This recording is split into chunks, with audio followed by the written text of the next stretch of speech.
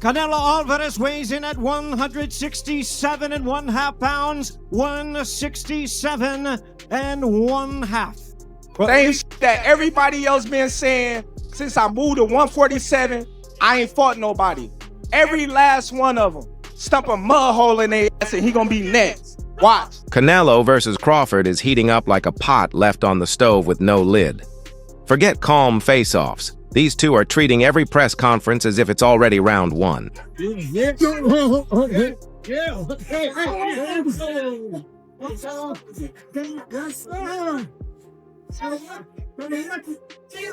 The tension is so thick you could slice it with a jab. And honestly, the verbal shots are landing as sharp as the punches will on fight night. Remember that New York presser where Crawford shoved Canelo? That was the exact moment Canelo's respect for Bud disappeared. I don't respect about Crawford, his work. He say, I'm not gonna do anything I don't want it, or somebody tell me I need to do, and he do it in that. He tried to back me up, not pushing me, but like back me up, and that's why I push. Here's the wild part. Crawford just laughed it off. He didn't flinch, didn't blink, just grinned like, "That's cute, champ." To Bud, that shove was a mosquito bite. Annoying, but not worth scratching. He's even saying he doesn't need a knockout to beat Canelo. That's ice-cold confidence. I'll box circles around you while you swing at shadows. You push them back. Is that animosity building, or it's just part of the moment? You know me. No, I'm not fake. I don't like to do that kind of stuff. I always respect my opponents, but I did with me, so it's different, you know. What I think is Turkey, like she told him, hey, you need to do something. You see so nervous in Riyadh in the press conference. Meanwhile, Canelo's fans are stressing like their Wi-Fi just went down mid-Netflix binge. And Crawford turned the heat up, saying, "When I win, not if." That's confidence bordering on disrespect, like showing up to a job interview, already wearing the company hoodie. The press conference shifted from polite promotion to outright ego warfare, with Canelo locking eyes and saying, "You're a good fighter, but me? I'm great." To the press conference with the push, what was your reaction to that? I just laughed at it, as you can see. You know, I love things like that. You know, it excites me. I'm more motivated than ever now. And when Canelo doubled down, it wasn't just confidence, it was experience. He basically said, "I've been in your shoes before and they don't fit right, champ." Then came Crawford's counterpunch. Every time you step up, you lose. A brutal reminder of that Bivol fight where Canelo looked like a frustrated redhead trying to solve calculus. Good fighter or a great fighter? Let me know. I'm great. You got your ass whooped. You're a Good fighter, right? You're a good fighter, I'm saying. but I'm great. Okay. That wasn't trash talk. That was career talk.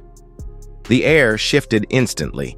This isn't just promotion anymore. It's pride. Canelo wants to bury the ghost of Bivol. Crawford wants to prove he's the true great of this era. This fight is no longer about belts. It's about erasing history. So that means you're a good fighter and Bivol is a great fighter, right? And well, every time you stepped up, you lost. Great fighter. I'm not.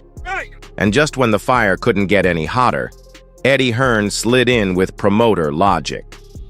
He said Canelo doesn't even really want this fight, because if he wins, critics will say, "So what? Crawford was smaller."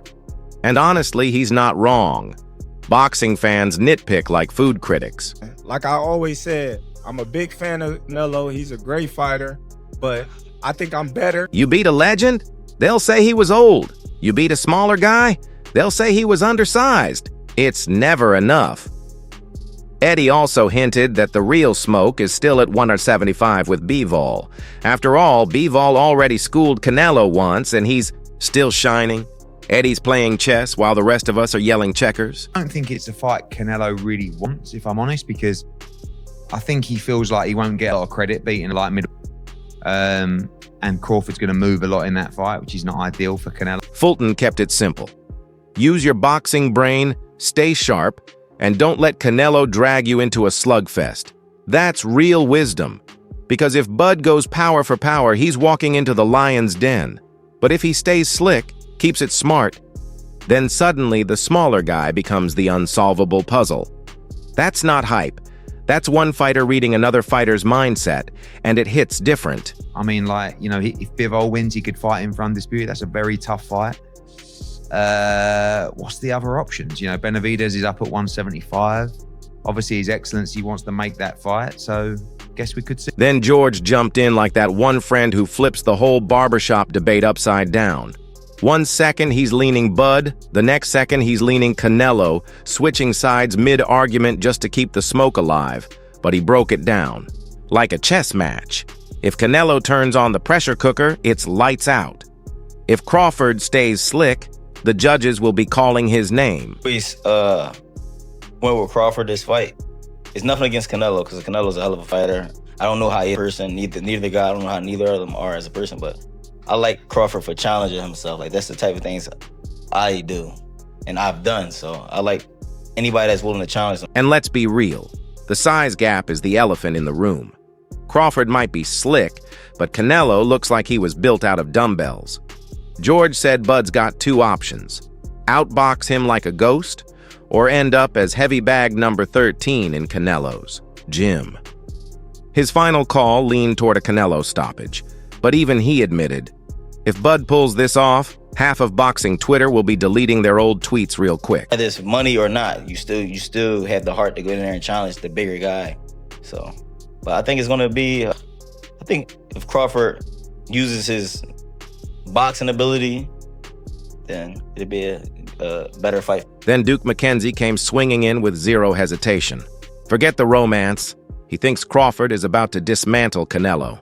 He called out Canelo's recent form, saying he's been moving in straight lines with flat feet and no head movement.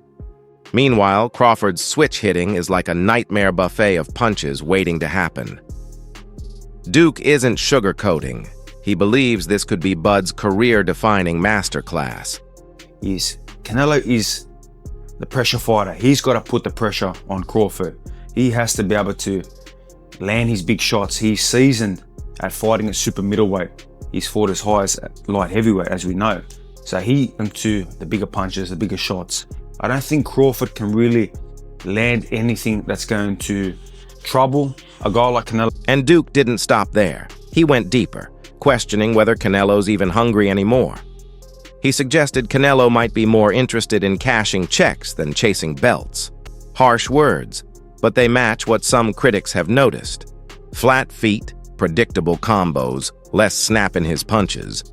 Duke's unfiltered take, Crawford might torch Canelo. Two ways this fight, can go.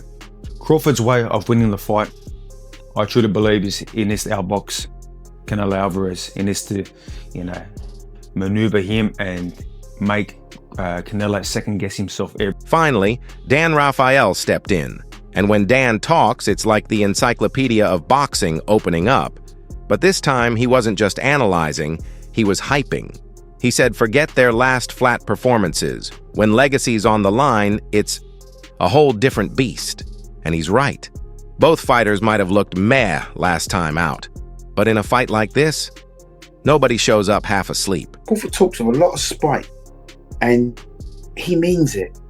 And, I think he's going to do a number on Canelo, I really do. And I wouldn't be surprised, I really wouldn't be surprised if there's a late stoppage. I wouldn't. I don't think he knocks Canelo down, but Canelo could just be taking so many shots. Referee jumps in and stops the fight. While Eddie is out here playing matchmaker like it's fantasy boxing, Stephen Fulton jumped in sounding like the fighter's voice. He's backing Crawford, not for the money, but because Bud's got that daredevil DNA. Fulton respects anyone. Crazy enough to climb uphill battles saying, I've done the same thing.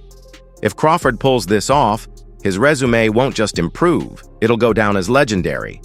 That's not going to beat Crawford. And Crawford ain't about to lay down or swallow or give up. Nowhere in that fight.